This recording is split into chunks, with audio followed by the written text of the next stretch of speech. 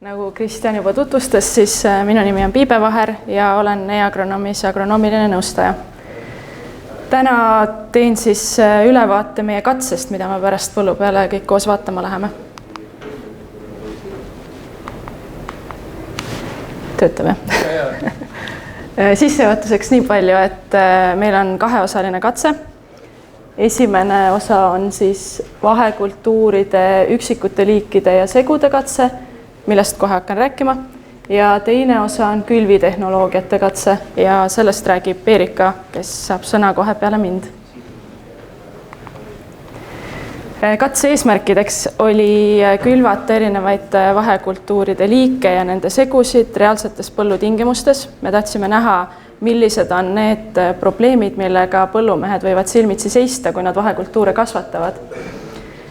Lisaks soovisime analüüsida, millised liigid ja segud üldse sobivad Eesti tingimustes kasvatamiseks just talivilja koristuse järgselt ja selgitada välja, millised on siis erinevate liikide ja segude plussid ja miinused. Ja lisaks me mõõtsime ka erinevate vahekultuuride biomassi, maapealse biomassi saagikust, et esiteks me tahtsime näha, millal mingi kultuur oma kasvu lõpetab ja mõõta ka, et milline kultuur siis kõige suurema biomassi üldse kasvatab. Kiiresti meie katsepõllust, seal on keskmiselt leetunud muld, lõimiseks on saviliiv, ehk siis tegu on jälle kerge mullaga. Võtsime mullaproovi, selgus, et keskmine lasuvustihedus on 1,16 grammi kuupsentimeetri kohta ja orgaanilise süsiniku sisaldus on 1,4%. Põllul kasvas enne meie katset talinisu, mille saagikuseks tuli umbes 6 tonni hektarilt, ehk siis seal oli ka arvestatav põhukiht. Ja me koristasime talinisu samal päeval, mil me katse külvasime, ehk siis see toimus 8. augustil. Ilmastikuoludest, nagu me kõik mäletame ja nagu ka graafik tõestab, siis august oli soe, suviselt väga soe, aga kohe kui september algas, siis temperatuurid kukkusid kusagil poole võrra ja tulid ka esimesed öökülmad, nii et kõige külmaõrnevad liigid said juba kahjustada.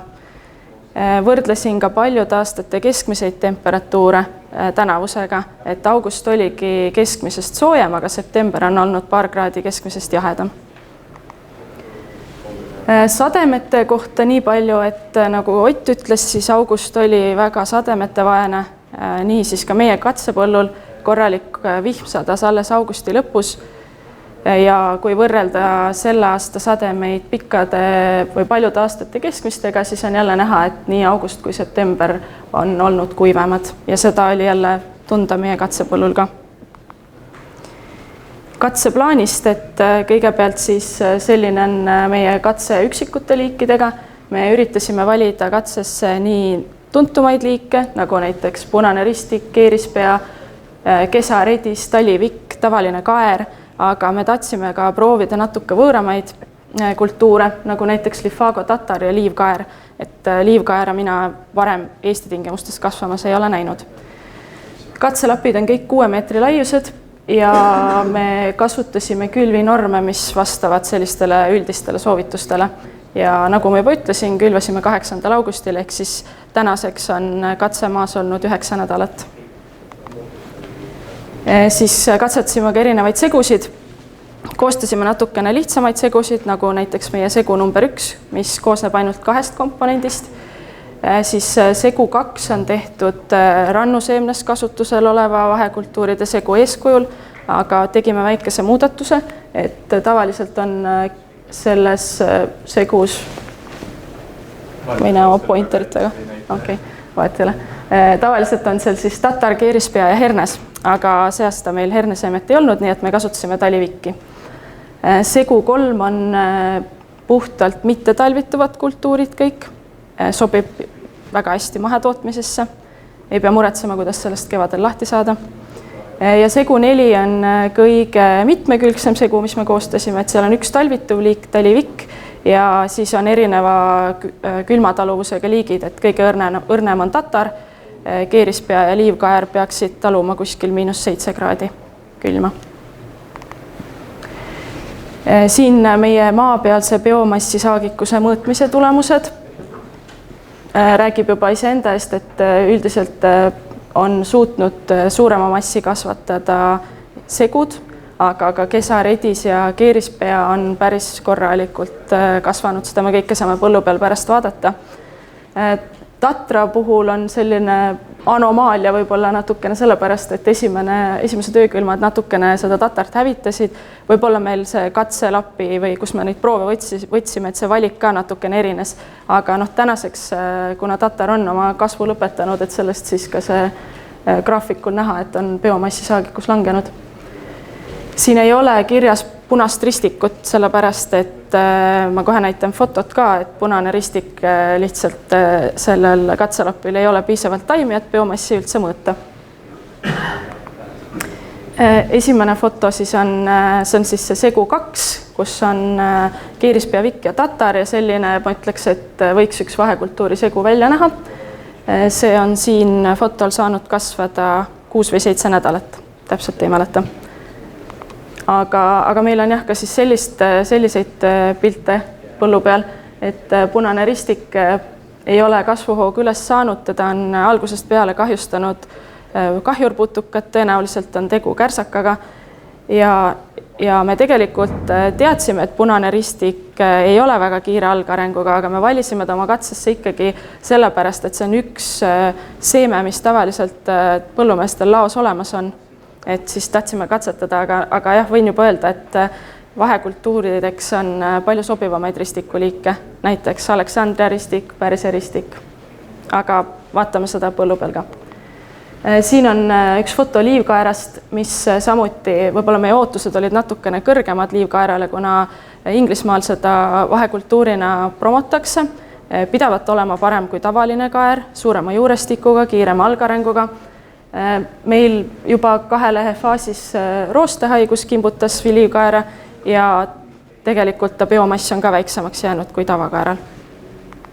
Ja siin on foto Tatrast pärast septembri alguse öökülmasid, et juba sai päris oluliselt kahjustada. Panime tabelisse ka segude hektari hinnad, kui need kõrged tunduvad, siis osad seemned on Oti käest pärit. aga sellised need vahekultuuride hinnad on, nii nagu Ott ütles, et kuskil 50 kuni 80 eurot hektar. Kindlasti tuleb tähele panna seda, et kui kasutada oma toodetud seemet, siis see kulu muutub väiksemaks. Ja meie siis katses kõige kallim segu oli segu 2, see on siis rannuseemne eeskujul koostatud segu, aga jällegi ta teeb kalliks taliviki kasutamine, et kui me oleks kasutanud herneseemet, oma toodetud herneseemet, siis ta oleks meil kõige soodsam segu. Hetkel on siis kõige soodsam segu 3, mis on mittetalvituvatest kultuuridest koosnev ja nii segu 4 kui segu 1 on üsna sarnase hinnaga, aga sealjuures, kuna segu 4 on niivõrd palju mitmekülgsem, siis pigem soovitaksin seda kasutada. Kokkuvõtteks, et mida oskame soovitada oma katsepõllu põhjal. Kõigepealt sellised üldised soovitused, millest juba Ott ka rääkis, et vahekultuurid tuleb külvata võimalikult vara, mida pikem on kasvuaeg, seda suurema biomassi nad suudavad kasvatada. Keskmiselt nad võiksid saada kasvada 8 nädalat, ehk siis augusti keskpaigaks võiks külv tehtud olla. Eelistada tuleks segusid, sest nii on väiksem võimalus, et külv ei õnnestu või et ilmastik liiga ebasobiv on, et need segu erinevad komponendid saavad üksteist nagu kompenseerida. Ja lisaks on võimalik segudes kombineerida erinevate kultuuride positiivseid omadusi, et erinevaid juurestikke, toitainete sidumisvõimet, külmatundlikkust, erineva kiirusega algarenguid. Et kindlasti segud on mõistlikum valik kui üksikud liigid. Jälle nõustun Otiga, vahekultuuride külvi tuleb planeerida nii nagu põhikultuuri külvi. Tuleb arvestada, et on väga kiire koristusaeg, on väga kiire külviaeg. Seega tuleb hinnata oma masinapargi võimekust ja tööjõu olemasolu.